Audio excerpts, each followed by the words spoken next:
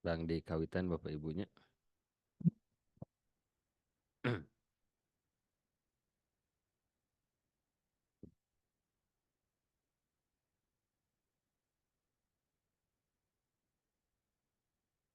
Bismillahirrahmanirrahim. Assalamualaikum warahmatullahi wabarakatuh.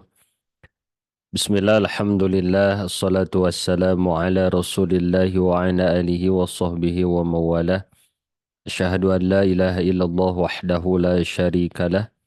Wa asyhadu anna sayyidana Muhammadan abduhu wa rasuluh. Alladzi la nabiyya ba'dah wa la rasula ba'dah hatta yaumal qiyamah. Allahumma salli wa sallim wa barik ala sayyidina Muhammadin wa ala alihi wa sahbihi ajma'in wa man tabi'ahum bi ihsanin ila yaumiddin. Allahumma salli wa sallim ala sayyidina Muhammadin sahibil bushra salatan tubashshiruna wa ahlana wa auladana wa jami'a masyayikhina wa muallimina wa talabatana wa talibatina min yaumina hada ila yaumil akhirah. Allahumma salli ala nuril anwar wa siril asrar wa tiryaqil agyar wa miftahi babil yasar sayyidina Muhammadinil mukhtar wa alihil adhar wa ashabihil akhyar adada ni'amillahi wa ifdalih. Amma ba'du fa ya ayyuhal hadirun al-kiram usi nafsi awalan wa antum thaniyan bitaqwallah faqad fazal muttaqun qala Allah ta'ala fi kitabihil karim wa huwa asdaqul qailin. A'udzu billahi minasyaitonir rajim wa dzakir fa inna dzikra tanfa'ul mu'minin wa qala nabiyyuna Muhammadun sallallahu alaihi wasallam man kharaja fi talabil ilmi fa huwa fi sabilillahi hatta yarji'a sadaqallahul azim wa sadaqa rasuluhun nabiyil karim wa nahnu ala dzalika minasyahidin wasyakirin walhamdulillahi rabbil alamin. Bapak Ibu hadirin jamaah rahimakumullah, sebelum dimulainya mari kita bersama-sama membacakan surah Al-Fatihah. Kita niatkan dalam hati kita membaca surah Al-Fatihah ini sebagai bentuk doa kita, munajah kita kepada Allah Subhanahu wa taala. Semoga Allah melimpah curahkan segala bentuk kebaikan, baik kebaikan dunia ataupun kebaikan akhirat. Wabil khusus untuk seluruh orang tua kita dan seluruh guru-guru kita, dan semoga kita digolongkan oleh Allah Subhanahu wa taala kepada anak-anak yang mendapatkan ridho daripada orang tuanya, digolongkan kepada murid-murid yang mendapatkan ridho daripada guru-gurunya. Amin ya Allah ya rabbal alamin. Dan wabil khusus untuk Bapak Ibu hadirin jamaah yang hadir di majelis ini, semoga Bapak Ibu semuanya dipanjangkan usianya, sehat zahir batinnya, diberikan rezeki yang luas serta berkahnya, diistiqomahkan dalam ibadahnya, diberikan husnul khatimah, keluarga yang sakinah mawadah warahmah, keturunan yang soleh dan solihah, keturunan yang bisa menyelamatkan kita dan membahagiakan kita baik di dunia ataupun di akhirat. Amin ya Allah ya Rabbal Alamin. Yang sedang sakit semoga segera diberikan kesembuhan, yang sedang menghadapi masalah semoga segera diberikan jalan keluar, dan yang sedang memiliki doa semoga segera diijabah oleh Allah Subhanahu wa taala. Amin ya Allah ya rabbal alamin. Dan semoga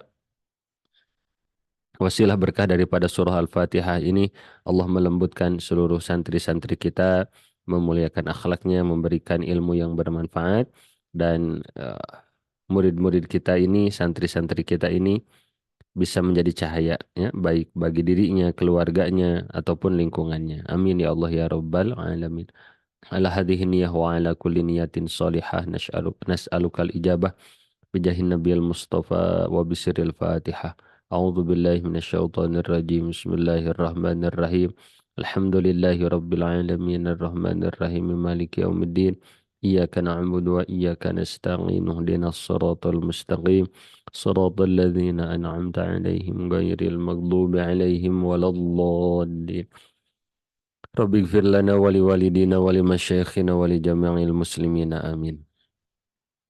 Yang amat sangat saya hormati dan saya harapkan doanya para alimil ulama, para ustadz, para ustadzah, sepuh, bini sepuh, bapak ibu, jamaah hadirin rahimakumullah. Pertama-tama bersyukur kita kepada Allah Subhanahu wa taala bahwa alhamdulillah atas rahmat dari Allah Subhanahu wa taala kita di pagi hari menjelang waktu zuhur ini kembali diberikan kenikmatan untuk bisa duduk bersama tolab ilmu, mencari ilmu Allah Subhanahu wa taala. Semoga hadirnya kita, duduknya kita bersama di majelis ini semoga jadi wasilahnya, semoga jadi perantara, jadi cukang lantaran.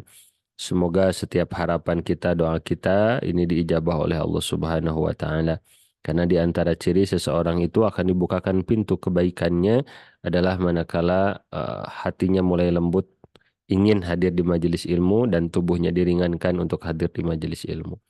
Salawat serta salam semoga senantiasa tercurah limpah kepada kekasih kita Habibana wa Nabiyana Sayyidina Muhammad sallallahu alaihi wasallam, juga seluruh keluarga beliau, sahabat, tabi'in, tabi'un tabi'in hingga seluruh umatnya sampai akhir zaman. Dan semoga kita yang hadir di majelis yang mulia ini mendapatkan kemuliaan syafaat dari beliau. Amin ya Allah ya Rabbal Alamin. Bapak Ibu hadirin jamaah rahimakumullah, insyaallah di kesempatan yang berbahagia ini kita akan melanjutkannya hancagarapan kita ngaji kitab Sapina. Kita masih di nabab al-ma'u qalilun, ya, wal ma'u kasirun. Jadi Bapak Ibu kemarin sudah sedikit kita bahas bahwa secara garis besar yang namanya air itu ada dua, ya. Yang pertama ada air yang kolil, ada air yang kasir. Nah, sudah diberikan indikatornya kemarin Bapak Ibu ya bahwa yang namanya kasir itu eh, patokannya itu 2 kula atau 216 liter. Nah, kemudian kalau alkolil itu di bawah. Di bawah 216 liter. Jadi minus 216.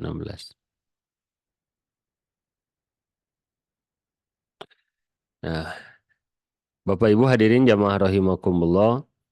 Kalau yang paling aman dan nyaman mah ya memang maun kasir ya 2 kula.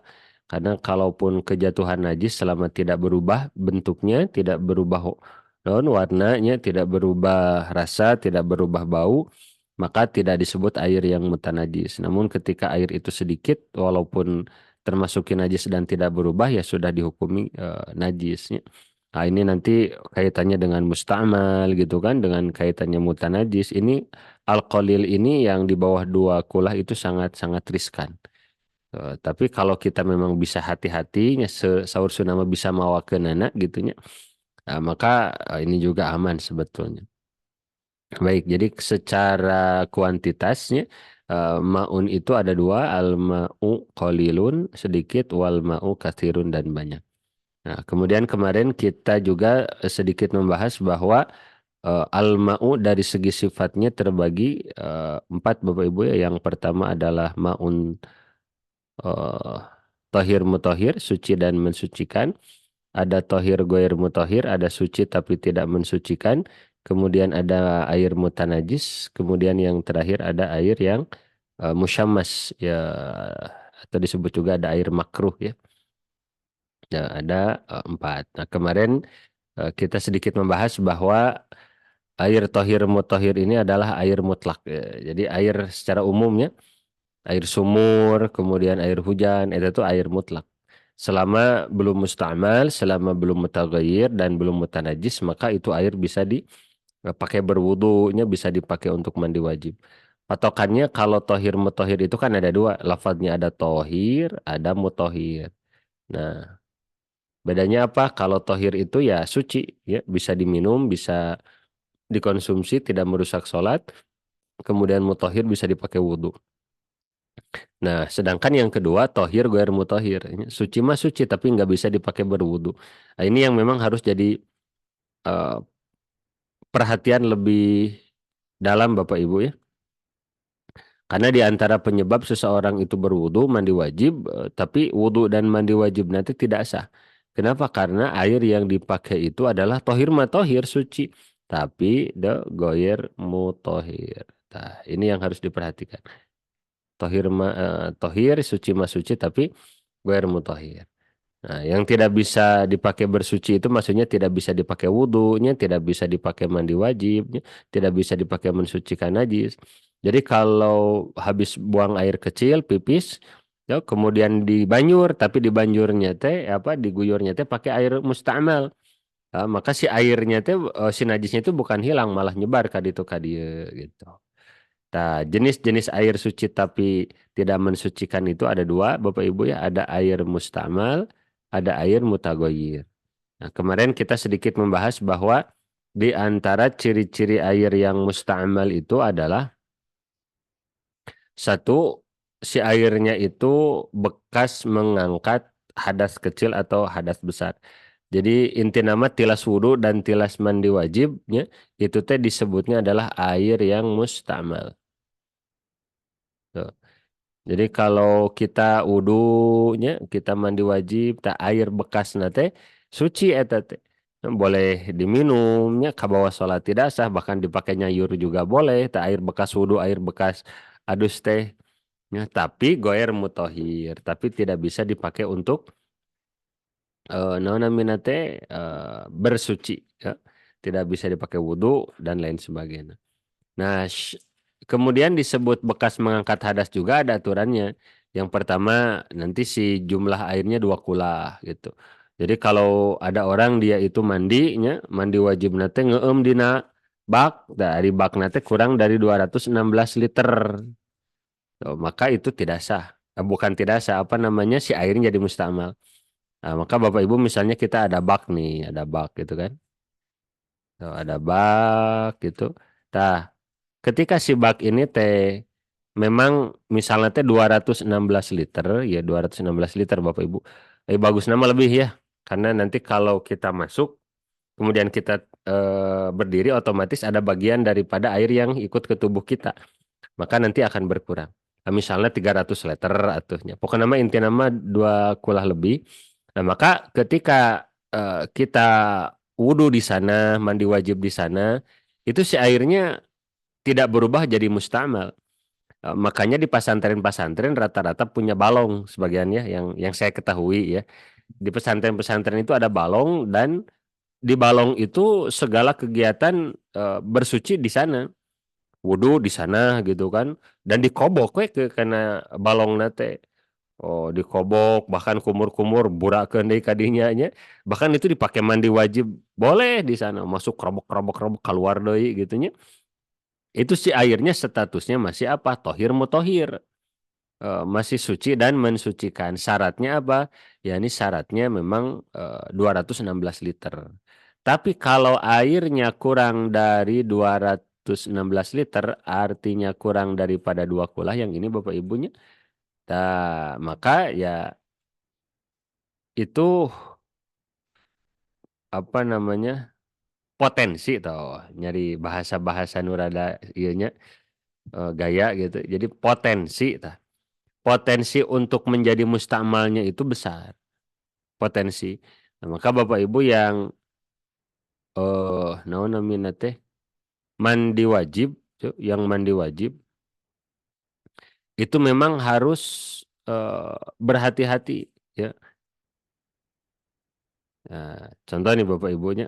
Nah, contoh mandi wajib tuh kayak gini nanti teh naon konsekuensi berat teh. Misalnya Bapak Ibu di sini ada naon namina teh ember ya. Ember nih, ember gitu.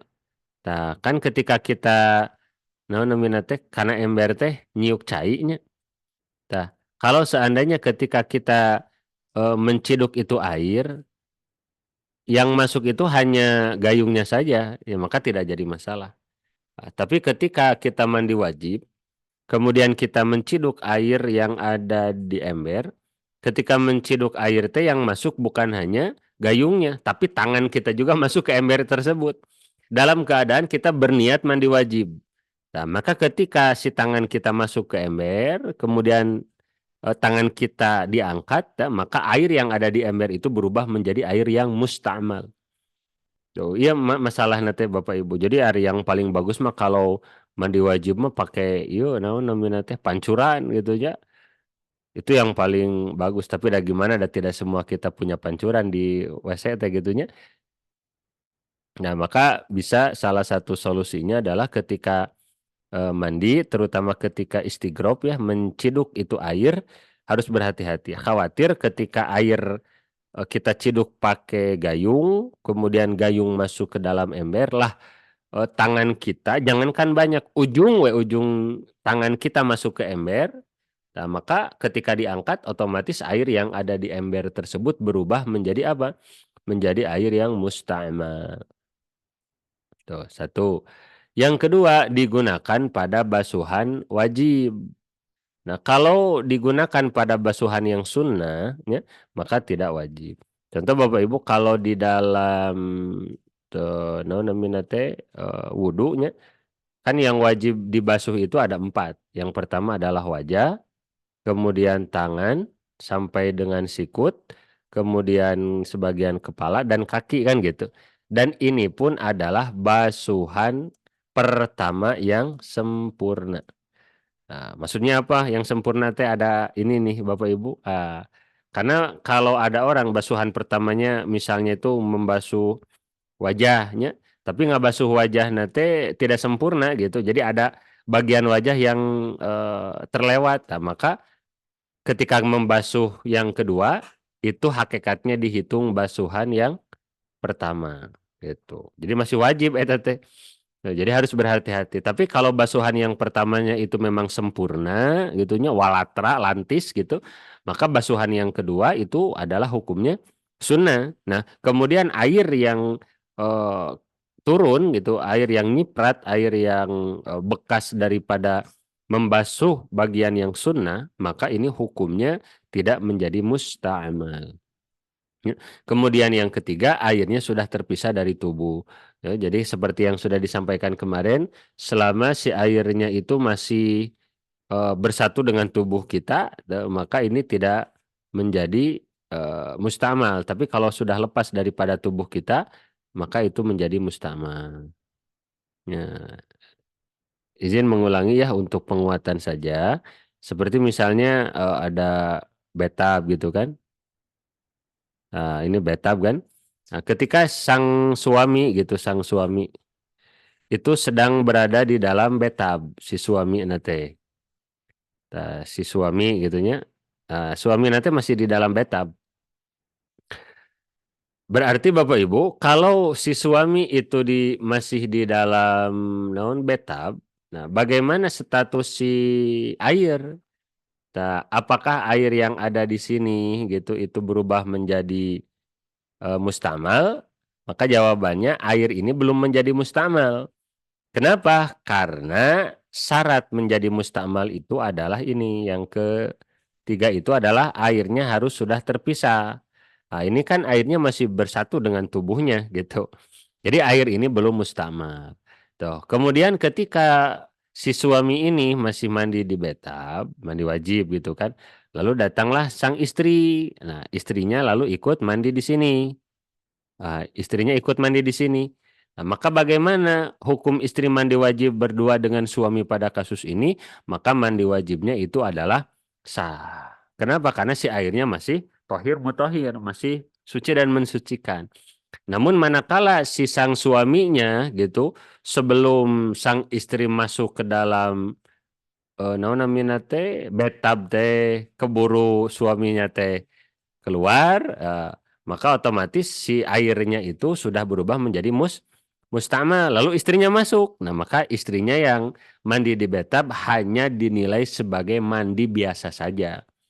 Mandi biasa saja, belum disebut mandi wajib. Nah, ini kurang lebih sebagai salah satu catatan yang memang harus berhati-hati.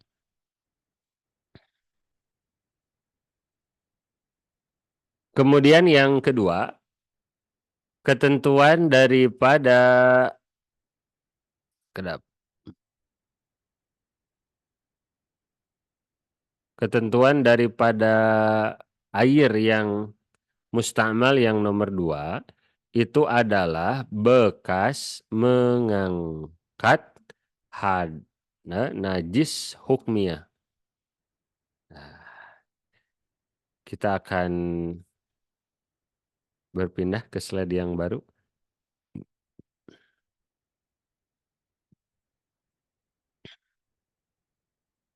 Nah, ketentuan air disebut mustamal yang kedua adalah bekas mengangkat najis hukmiyah.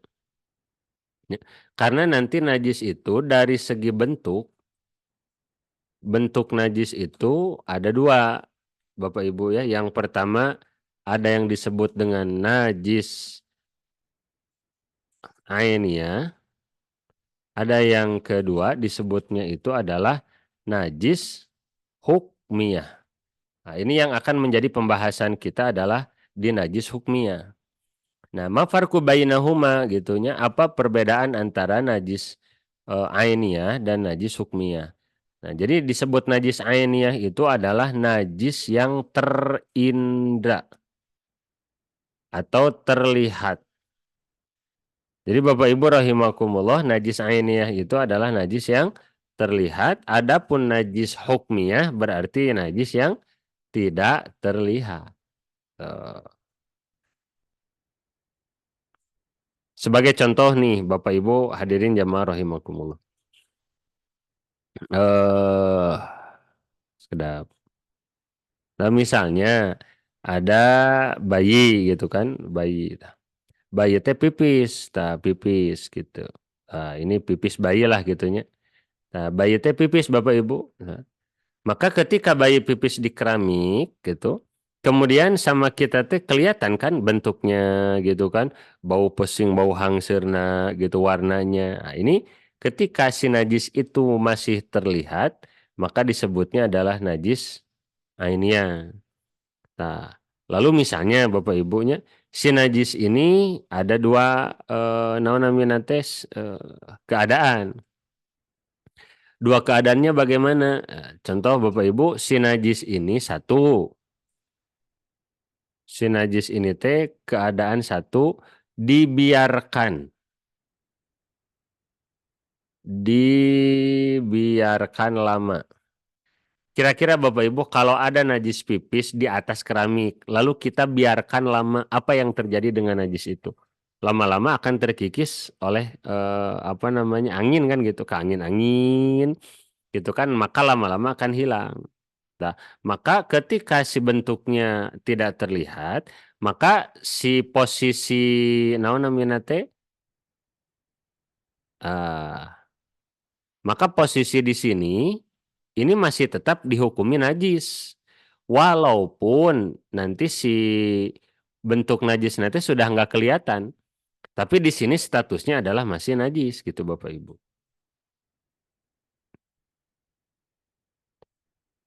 Nah, jadi ketika najisnya seperti ini, nah, maka disebutnya teh najis apa punten ainnya. Nah, tapi ketika sudah dibiarkan lama, kemudian si najisnya itu memudar, bahkan menghilang, maka statusnya masih najis ini teh. Ya, kalau kita sholat di sana tanpa dialasi, maka sholat kita tidak sah. Berarti apa? Kita sholat di tempat yang bernajis. Nah, kalau sudah dibiarkan lama sampai nggak kelihatan, maka itu disebutnya adalah najis hukmiyah.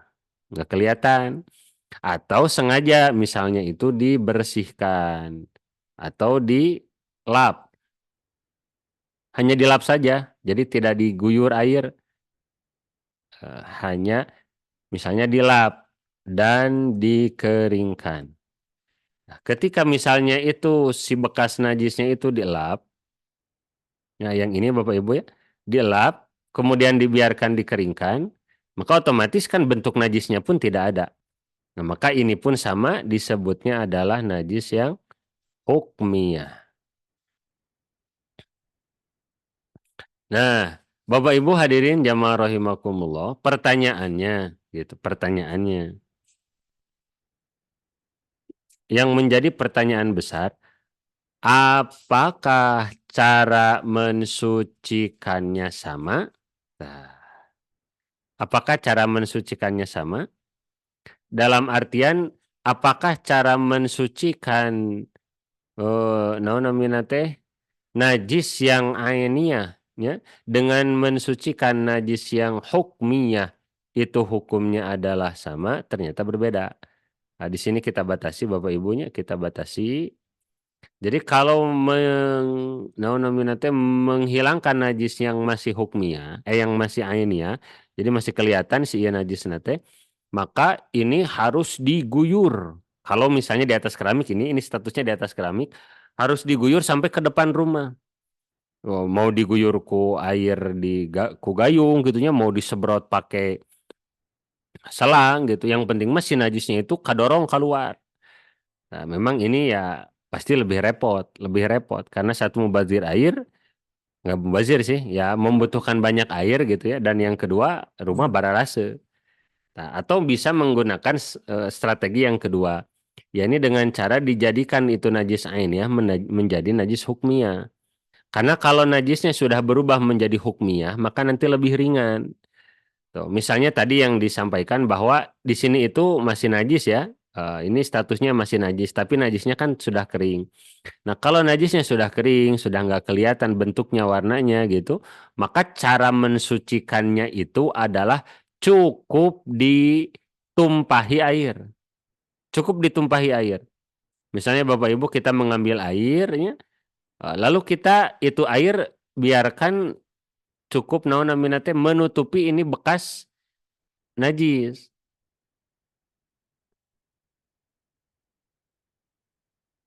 Nah, nah, nah, jadi kalau najisnya itu memang tadi yang diameter yang dilingkari, cukup ya ditumpahkan airnya asal menutupi segini Bapak Ibu. Nah, asal menutupi weh gitu si airnya teh terhadap najis hukmiyah teh. Nah, maka itu hukumnya sudah suci. Nah, pertanyaannya Bapak Ibu rahimakumullah, ketika kita misalnya tadi mengguyur air di mana di najis yang ainia, tuh najis yang ainia kan itu dipakai air tehnya pakai selang diguyur sampai keluar rumah gitu, sampai keluar. Nah, pertanyaannya air yang bekas ngeguyur teh disebutnya air apa? Nah, air yang bekas mengguyur daripada najis ainnya itu disebutnya adalah air yang mutanajis. Air bekas mengguyur najis ainnya disebut air yang mutanajis. Nah, air yang mutanajis. Kenapa? Karena ke najis ainnya. Nah, berbeda dengan najis yang hukmiyah. Kalau air bekas ditumpahkan atau diguyur pada najis hukmiyah disebut air yang mustamal. Apa artinya mustamal? Suci tapi tidak bisa mensucikan. Tuh, itu Bapak Ibu ya. Jadi kalau airnya bekas ngaguyur najis yang kelihatan, oke si naon namanya nanti si cair nanti campur dengan air pipis, maka disebut mutanajis. Tapi ketika najisnya dirubah dulu jadi hukmiyahnya, mau dielap dulu pakai tisu, dikeringkan, baru ditumpahkan air, misalnya segelas atau 2 gelas, yang penting masih airnya teh sudah menutupi, ya, maka itu airnya disebutnya mustamal. Berarti konsekuensinya gimana? Kalau sedang mengguyur najis yang airnya, hati-hati. Karena apa? Nanti air cipratannya kalau apa terkena ke pakaian, maka pakaiannya tidak boleh dibawa sholat karena masuknya ke mutanajis. Tapi kalau airnya itu bekas mengguyur daripada najis hukmiyah, maka airnya mustamal dan airnya tohir, airnya suci. Jadi misalnya kalau beres tadi ngaguyur najis air pipis tapi yang sudah hukmiyah, sudah nggak kelihatan, diguyurkan we cai ku kita teh. Dan kita lagi puasa, tiba-tiba ngong adzan maghrib, daripada riweuh ka dapur, suruput langsung itunya bekas ngaguyur yang masih di keramik tadi suruput oleh kita. Boleh tidak? Boleh. Kenapa tohir? Ari resep mah gitu. Nah, ini sebagai penegasan saja bahwa statusnya adalah musta'mal itu adalah tohir, adalah suci. Hep, Bapak Ibu ya. Itu adalah ketentuan daripada air yang musta'mal. Sekarang yang kedua adalah air suci tapi tidak mensucikan itu adalah apa Bapak Ibu? Adalah air yang mutagoyir. Nah, kita akan membahas yang kedua, yaitu adalah air yang mutaghayyir. Kita akan masuk dulu ke pertanyaan. Punten tulisannya kurang terlihat. Oh, kurang besar ya? Ya, baik, kurang. Oh, sebentar. Kameranya mungkin dimatikan aja biar nggak terlihat. Nah, kayaknya dipin ya. Saya rubah ke sini atuh. Ini berubah tidak lebih besar. Nah, jadi kayak gini Pak. Bentar. Jadi Hmm, buahnya gede. Jadi karena dipin itu Ustaz, boleh saya bantu dipin. matikan pinnya. Oh, saya matikan ya. Ini ya, saya mau pin. Ah, Oh, kelihatan sekarang. ya. Oh, aduh, Terus mohon maaf, mohon maaf. di bagian teks Berarti sayanya harus di up. dipindahin gambar Ustaznya ke Saya justru di atas gambarnya. all Ustaz di atas. Berarti di sini. Ntar, ntar, ntar, ntar. Nah, gini.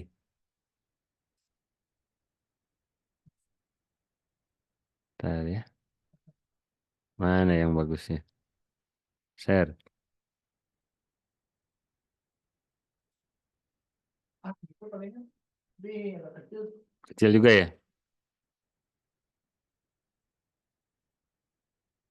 Coba dikeluarin dulu share screen-nya Ustaz. Nah, solusinya kalau dimatikan gini ya. Ah,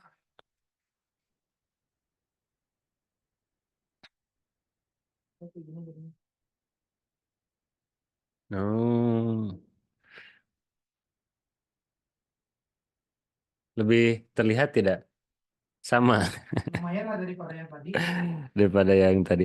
Atau mungkin Bapak Ibu yang merasa si gambarnya kekecilan boleh ya, boleh di zoom di apa namanya di HP-nya atau di laptopnya. Jadi si layarnya tinggal di zoom kan itu bisa. Udah lumayan ya kelihatan ya. Hmm, oke. Ya, jadi Bapak Ibu hadirin jamaah rahimakumullah lanjut ya.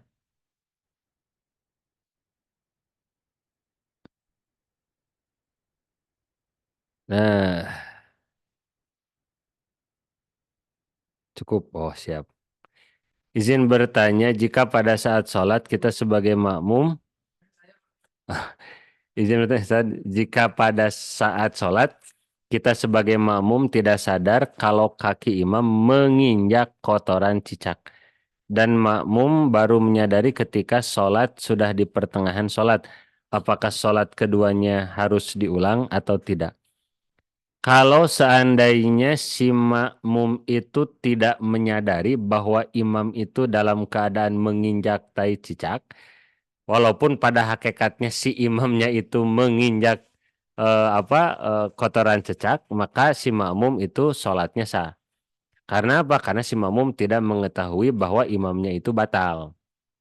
Nah, tapi seandainya si makmum itu menyadari bahwa imam melakukan pembatal sholat di antaranya ketika membawa najis atau tempatnya bernajis dan tidak ada tidak ditutup gitu, maka ketika si makmum sudah mengetahui bahwa imam itu melakukan pembatal, maka solusinya adalah si makmum ini bersegera muparrokoh. Ya, si makmum ini bersegera naon namina teh memisahkan diri daripada jamaahnya. Kalau udah tahu si imam teh melakukan pembatalan sholat, lalu si makmum masih tetap mengikuti imam, nah, maka otomatis ketika beres sholat, sholatnya wajib diulangi karena sholat yang pertamanya itu hukumnya tidak sah. Diperhatikan atau misalkan diri dari jemaah. Memisahkan diri dari jamaah, memisahkan diri. Punten izin bertanya, kalau hanya pakai lap pakai kain basah yang suci bagaimana? Nah, kalau hanya menggunakan kain basah maka tidak sah. Kenapa? Karena harus jaryul ma'i, harus ada mengalirnya air. Kan kalau pakai kain basah airnya nggak ngalir gitu. Maka untuk mensucikan najis itu wajib ada jarul ma'i, si airnya teh harus mengalir. Dan itu tidak bisa dilakukan dengan menggunakan kain yang dibasahi. Kecuali misalnya si kain yang basah itu diperes sampai si airnya itu ngalir ke bawah. Nah, itu mah mungkin berbeda. Itu sama dengan tisu basah nggak boleh berarti. Karena tisu basah mah kan bukan air mutlak gitu. Sudah bercampur dengan parfum, bercampur dengan alkohol gitu. Ketutup sama fotonya. Ini gimana ya? Saya tuh padahal sudah di atas ini tuh fotonya di pengaturan ya. Ini masih ada. Kayak gini. Oh, kalau gini. Lihat tapi fotonya Tapi ada foto saya. Cara menghilangkan foto saya bagaimana ya? Kan lah. Kecuali gini ya, share. Oke. Ustadz, apakah boleh bertanya secara langsung? Mangga Pak Dede.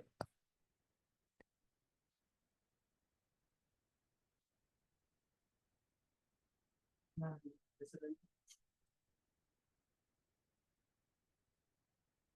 Eh,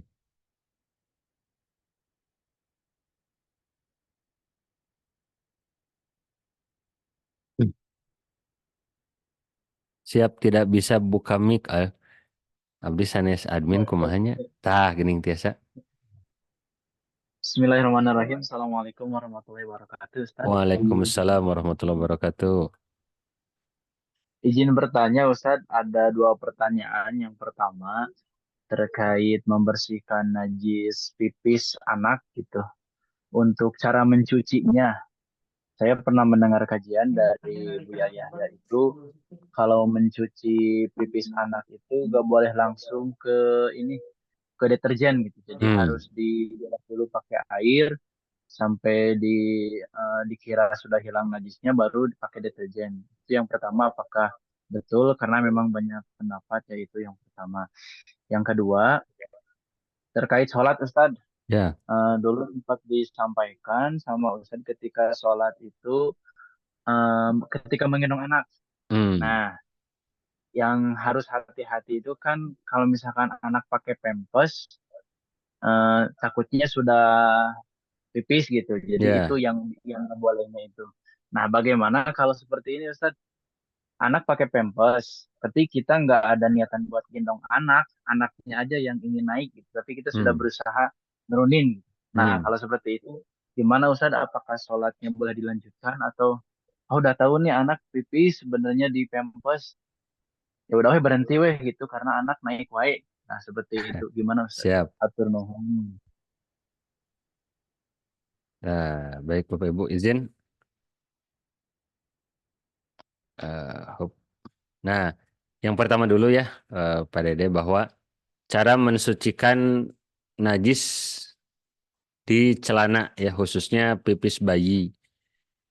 Nah, yang pertama tadi disampaikan bahwa najis itu bisa dihilangkan dengan air jenis nomor pertama, yaitu air yang tohir mutohir.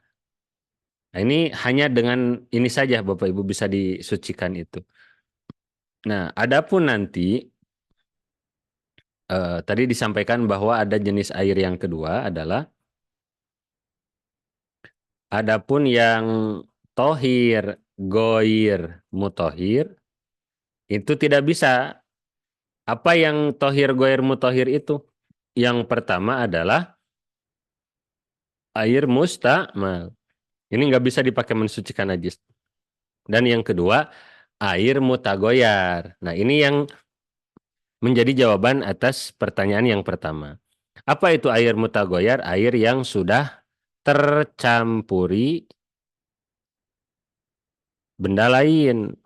Contohnya apa? Contohnya teh, itu kan, kopi, termasuk di dalamnya sabun, deterjen, pewangi, ya, dan lain sebagainya. Tepung gitu.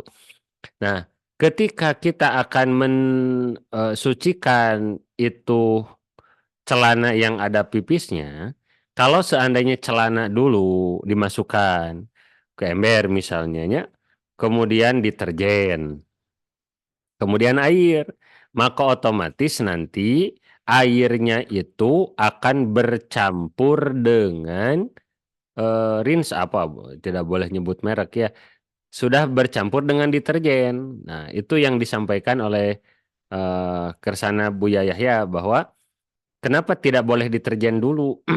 Karena nanti status airnya itu bukan tohir mutohir lagi, tapi status airnya itu adalah tohir goyer mutohir di jenis mutagoyar. Sehingga kalau air yang sudah bercampur dengan sabun, air yang sudah bercampur dengan pewangi, tidak bisa dipakai untuk mensucikan najis. Kalau pipis misalnya teder di banjur nate pakai air sabun, nah maka si najisnya itu bukan hilang, malah akan menyebar. Begitu. Jadi bagusnya mah Bapak Ibu kalau ada air bekas pipis, celana di celana gitunya, maka nanti si celana yang terkena pipis itu kan kabagi dua. Ada celana yang air pipisnya itu masih basah, ada celana yang air pipisnya itu sudah kering. Nah, nanti ini yang harus diketahui caranya. Kalau airnya itu masih basah, si celana nanti masih dodot gitunya, maka itu harus diguyur dulu. Wayahnya diguyur dulu gitu, nggak bisa langsung masuk ke ember, bagus namanya. Jangan dimasukkan dulu ke dalam mesin cuci gitu, karena khawatir nanti bercampur, karena najisnya masih ainiyah. Nah, kalau najisnya sudah hukmiyah, jadi sudah kering, nah nggak apa-apa nanti langsung dimasukkan ke dalam ember, dimasukkan ke dalam naon namina teh, mesin cuci, digabungkan dengan semua pakaian. Syaratnya pakaiannya dulu masukkan, lalu guyurkan air dulu, masukkan air sampai si air itu mengalahkan pakaian. Dalam artian si airnya itu sampai menutupi semua pakaian sampai penuh. Nah, beres seperti itu kan otomatis najis-najis hukmiyahnya itu sudah suci gitu. Karena najis hukmiyah mah cukup didatangkan air, tidak perlu diguyur sampai si najisnya itu ke bawah gitu. Nah, baru itu setelah itu dimasuki rinso. Nah, itu sudah suci Bapak Ibu. Ya, jadi kalau pakaian dulu lalu rinso lalu air, maka sama dengan si air itu berubah menjadi mutagoyar. Jadi tidak akan bisa mensucikan najis. Tapi kalau pakaian dulu ya, lalu air dulu, nah maka dengan dimasukinya air ke pakaian berarti air datang ke pakaian. Nah, maka kalau ada najis, si najisnya nanti ternetralisir. Baru itu dimasukkan naon namanya teh deterjen. Kemudian yang kedua berkenaan dengan sholat menggendong anak. Nah, di antara yang menyebabkan tidak sah itu adalah ketika sholat itu hamlun najasah, yakni membawa najis. Nah, ketika menggendong anak, anak itu pakai pampers dan pampersnya itu ada saldonya, ada pipisnya, ada enya, maka kita sama dengan membawa najis. Atau misalnya si pampersnya mah bersih, tapi ketika menceboki pantat bayinya tidak diguyur air, tapi diusap-usap pakai tisu basah, maka si pantat bayinya itu kan masih mutanajis, masih najis. Nah, itu juga tidak boleh. Nah, sekarang statusnya bagaimana? Kita tidak menggendong bayi, tapi kita lagi tahiyat akhir atau tahiyat awal, tiba-tiba si bayi teh ngorondang. Oh, lalu we duduk di pangkuan kita atau bersender di tubuh kita. Catatannya satu, kalau lama maka sholat kita batal. Nah, tapi ketika si anak itu nyender ke kita, boleh, bukan boleh, bisa langsung dijauhkan atau kasar nama disingkirkan gitunya, maka sholat kita adalah sah. Dengan catatan ketika menjauhkannya itu bukan dengan menggunakan telapak tangan. Jadi misalnya ini bayi gitu. Misalnya ya bayi bapak ibunya lagi sholat si bayi tegegelehean karena pundak gitu. Nah, maka kalau bisa langsung dihindarkan maka itu sah. Satu. Tapi kalau lama wenaklok maka bisa batal. Ketika menyender harus langsung dihindarkan, dijauhkan dengan catatan menjauhkannya bukan dengan telapak tangan. Kalau menjauhkannya dengan telapak tangan seperti ini maka sholat kita batal karena sama dengan hamalatun najasah, sama dengan membawa najis. Nah, berarti bagaimana kalau naon namina teh bayi teh nyender, maka jauhkannya pakai punggung tangan di seperti ini. Nah, digitukan. Lalaunana ulah tarik teuing ke tikusruk deui. Lalaunana tah gitu. Nah, analoginya apa? Seperti lagi sholat, ya. Kemudian ada tai cekcak, tai cakcak, tai cecak. Nah, tai cecaknya itu kering, ya, contoh kering, we. Tai cecaknya teh kering di sini. Nah, asalku kita teh langsung dikiewe, disintrek, tek disintrek. Nah, celeng kan? Nah, maka sholat kita sah. Tuh, tapi ketika nempel di sini, ku kita menghilangkan nanti bukan disintrek, tapi diambil keset. Nah, berarti kan sama dengan ia teh membawa najis. Maka tidak sah kudu disintrek gitu. Atau misalnya teh terkena peci gitu kan. Nah, maka pecinya teh harus langsung pakai punggung tangan teh dikitukeun set. Nah, maka itu sah. Tapi kalau menjatuhkan peci teh dikiekeun, nah, maka itu batal. Karena sama dengan hamlun najasah. Jadi yang tidak boleh itu bukan hanya terjatuhin najisnya, tapi juga membawa najis. Nah, di antara makna membawa najis juga adalah dengan telapak tangan. Tapi kalau dengan menggunakan punggung tangan tidak apa-apa. Jadi gitu Bapak Ibu, ketika si anak itu duduk, kok kita digeser kena pakai punggung tangan dikitukeun. Duduk deh, geser kena terus ya gitu. Nah, maka itu tidak apa-apa. Tapi kalau dibiarkan, maka sholat kita tidak sah. Gimana tuh dulu gitu? Saya baru tahu tinggal sholatnya di kodo. Wallahu a'lam.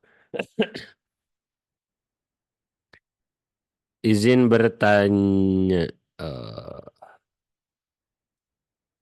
Punten izin bertanya untuk ukuran air 2 kulak. Bagaimana jika air yang di rumah langsung dari keran ke ember dan embernya ukuran kurang dari 2 kulak. Ukuran agar jadi suci dan mensucikan seperti apa? Nah, Bapak Ibu hadirin jamaah rahimakumullah, suci dan mensucikan itu selama airnya tidak tergolong ketiga. Jadi selama airnya belum mustamal, belum bekas nyucikan gitunya, oh lalu tidak termasuk mutagoyar, tidak kecampur sabun, tidak kecampur deterjen, dan tidak mutanajis, tidak kecampur najis, maka itu air yang tohir mutohir. Jangan ragu Bapak Ibu. Gimana air di ember? Jangankan air di ember, kita KWC bawa air segelas wenya untuk wudhu. Asal air yang segelas itu bukan mustamal, bukan mutagoyar, bukan mutanajis, maka itu adalah tohir mutohir gitu. Nah, bagaimana dengan nyambung ke keran? Nah, ini sudah kita bahas di pertemuan yang lalu. Analoginya itu adalah yang ini Bapak Ibu ya. Nah, tentang namanya bak yang bersambung. Bahkan dulunya di pesantren gini si WC itu ngajeng-jreng lalu pakai bak gitunya dan di antara bak satu dan bak dua teh tengah-tengah nanti nu bolong gitunya sebagai penyambung. Pertanyaannya ketika satu baknya itu 50 liter dan yang berjajar itu adalah ada 6, apakah ini dihitung 600 liter 300 liter dalam artian 2 kula. Nah, ternyata di antara indikatornya adalah ketika bak yang satu digoyangkan airnya, apakah bak yang lain ikut bergoyang atau tidak. Kalau bak yang lain ikut bergoyang, maka itu dihitung satu paket 300 liter berarti. Tapi ketika bak yang satu digoyangkan, kemudian bak yang lain itu diam, maka itu belum disebut bergabung. Ini saja tidak disebut bergabung manakala tidak bergoyang, apalagi dari ember ke toren. Itu lebih jauh lagi. Jika najisnya di kasur ompol anak, jika najis ompol anak itu di kasur, misalnya, apakah harus diguyur juga? Sebetulnya ya harus diguyur, ya diguyur. Caranya ada dua. Satu dikeringkan dulu, lalu diguyur air secukupnya sampai memenuhi diameter air ompol itu. Atau yang kedua dibawa keluar, sebrot sama selang sampai si airnya itu ngucur ke bawah gitu. Repot tidak? Repot. Itunya belum nanti kalau nggak kering bau hapek gitunya. Cuman ya paling saran saya satu. Apa urgensinya mensucikan kasur coba Bapak Ibu? Apakah kasur itu harus suci tidak? Nggak harus suci. Karena kasur tempat tidur, kasur bukan tempat sholat kan gitunya. Nggak apa-apa kasur barau hangsur gitunya. Karena repot baru juga nanti disucikan pipis lagi. Apalagi najis itu kan bukan hanya pipis. Mohon maaf ya. Ada pipis, dahdir gitu kan. Bahkan kalau sebagian akhwat mungkin ada bekas darah haid kan gitu dan lain sebagainya kan repot. Tiap kena najis harus dicuci. Biarin saja. Kan selama ini kan kita sholat di atas mukena, bukan sholat di kasur. Jadi nggak apa-apa, walaupun kasur penuh dengan najis, gitu. Paling satu saja catatannya, selama kasurnya kering, tubuh kita pun kering, maka najisnya tidak berpindah ke kita. Jadi misalnya kita tidur di atas kasur, gitu, kasur nanti bekas pipis, tapi udah kering gitu. Lalu kita teh tidur di sana. Tapi baju kita bajunya kering, tubuh kita tubuhnya juga kering. Maka kita tidur di atas kasur itu, oh nggak pindah najisnya ke kita. Jadi saran saya nggak apa-apa, nggak usah riweuh gitunya harus oh apa namanya mensucikan kasur. Tapi kalaupun mau ya nggak apa-apa, cuman ya cukup riweuh juga gitu. Kalau mencuci baju dengan air mustamal bekas wudhu apakah boleh? Boleh, selama di pakaian itu tidak ada najisnya. Ya, karena jangankan air mustamal itu dipakai nyuci baju, dipakai minum, nyayur, ngopi gitu, itu hukumnya adalah suci. Kalau menghilangkan makanan yang tersisa di gigi, diludahkan saja atau dibantu dengan tangan. Kalau bisa di naon namina teh diludahkan saja.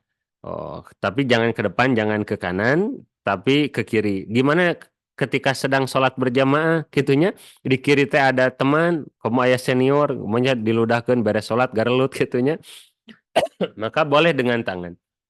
Tapi catatannya jangan lebih dari 2 gerakan. Jadi cukup tangan naik, itu kan turun lagi. Sikutnya jangan bergerak. Kalaupun jari, ini jangankan 2, mau puluhan, ratusan, bahkan ribuan, maka jari ini tidak dihitung gerakan besar. Nah, ketika naik ke atas, kemudian nyehil gitu, ini nggak apa-apa. Tapi sikutnya jangan bergerak, lalu balikin lagi, maka itu dihitung 2 gerakan. Izin bertanya, kalau ibu hamil lalu mengalami flek ketika hamil, apakah wajib mandi? Wajib. Jadi fleknya itu Bapak Ibu, kalau fleknya yang bukan flek naon namina teh, flek hari H melihat disebut nantinya kalau HPL gitu, atau misalnya teh darah pembukaan, nah itu mah bukan yang mewajibkan mandi gitu. Karena yang mewajibkan mandi itu diantaranya adalah wiladah. Wiladah itu adalah melahirkan. Jadi kalau ibu misalnya usia 7 bulan, 8 bulan karena kecapean ada plek darah, itu mah tidak mewajibkan kepada mandi wajib. Cukup dibersihkan saja yang terkena darahnya. Alhamdulillah. Wallahu alam bisawab. Insya Allah Bapak Ibu untuk lanjutannya air mutagoyar, mutanajis dan musyamas kita akan lanjutkan di pertemuan yang selanjutnya. Mohon maaf atas segala kesalahan dan kekhilafan Bapak Ibu ya. Semoga apa yang kita bahas ini diridhoi oleh Allah Subhanahu wa taala. Amin ya Allah ya rabbal alamin. Mohon maaf atas segala ketidaknyamanan, atas segala kesalahan dan kekurangan. Subhanakallahumma bihamdika asyhadu an la ilaha illa anta astaghfiruka wa atubu ilaik. Hatur nuhun. Assalamualaikum warahmatullahi wabarakatuh.